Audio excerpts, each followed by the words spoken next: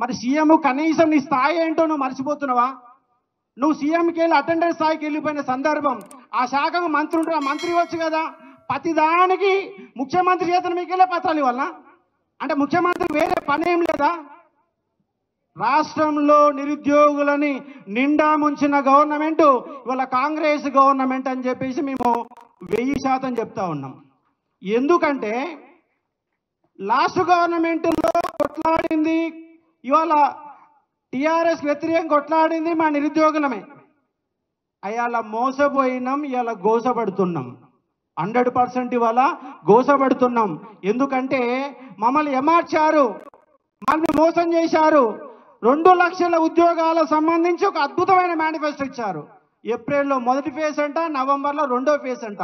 ఏ ఫేజ్లను ఎక్కడ పోయినా అర్థం కాదు. ఇప్పటిదాకా ఏ ఫేజు లేదు, ఏ నోటిఫికేషన్ లేదు. ఎన్నికల మేనిఫెస్టో పోయింది. అసెంబ్లీలో 2 సార్లు జాబ్ క్యాలెండర్ పెట్టారు, అది ఇంతవరకు దిక్కే లేదు. ఇవాళ ఏ ఒక్క ఉద్యోగం లేదు. ఇవాళ 2 లక్షల ఉద్యోగాలలో అసలు ఏ ఉద్యోగాలను లెక్క లేకుండానే వాళ్ళు మేనిఫెస్టో తయారు చేశారు. ఎందుకంటే గవర్నమెంట్ వచ్చినాక సంవత్సరం తర్వాత ఎన్ని ఉద్యోగాలు లెక్కలు చేయడానికి మళ్ళీ కొత్త కమిటీ ఏర్పాటు చేస్తారు. ఇంత దౌర్భాగ్యం ఏం తెలియకుండానే వాళ్ళ పరిపాలన జరుగుతుంది. 2 ఏళ్లలో వాళ్లకు 10 ఏళ్లలో రావాల్సినటువంటి వ్యతిరేకత వచ్చింది. కానీ ఈ సభ సాక్షిగా నేను ఒకటి చెప్పాలనుకుంటున్నా, ఇవాళ ప్రభుత్వాలు ఏవైనా మోసపోతోడు ఎవడున్నాడంటే నిరుద్యోగే మోసపోతున్నాడు.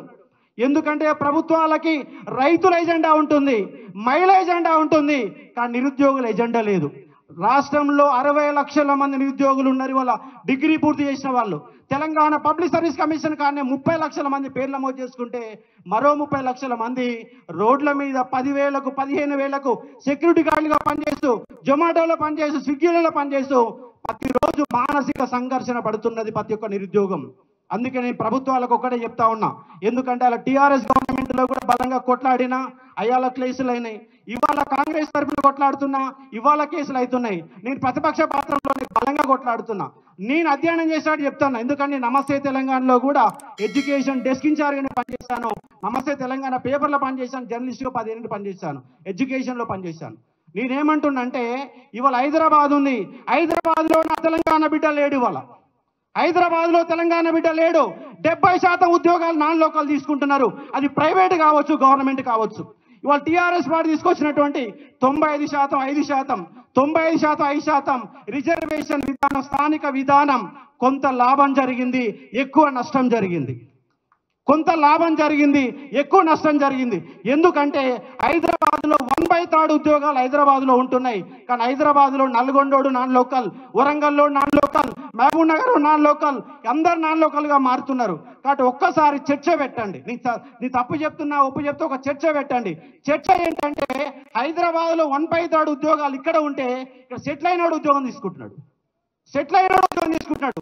ఇంకోటి ఏంటంటే 1 to 7th స్థానికత పెట్టారు, మంచిదే. కానీ 1 to 7th కాదు, 1 to 10th ఉండాలా. ఎందుకంటే 7th వరకు ఉంటే అది దొంగ ఉద్యోగాలుగా మారి దొంగ సర్టిఫికేట్ తీసుకొని పోతున్నారు. అదే 10th క్లాస్ వరకు ఉంటే దొంగ ఉద్యోగాలు పోవడానికి అవకాశం లేదు. కాబట్టి ప్రైవేట్ రంగంలో కూడా మనకు కంపల్సరీగా రిజర్వేషన్లు తీసుకురావాలా. ఎందుకంటే తెలంగాణ ఎవరి కోసం తెచ్చుకున్నాం? తెలంగాణ బిడ్డల కోసం తెచ్చుకున్నాం. మరి తెలంగాణ బిడ్డల కోసం తెలంగాణ తెచ్చుకున్నాక తెలంగాణలో హైదరాబాద్ గుండెకాయలో తెలంగాణ బిడ్డ లేకపోతే హైదరాబాద్ నాకెందుకు, తెలంగాణ నాకెందుకు చెప్పండి.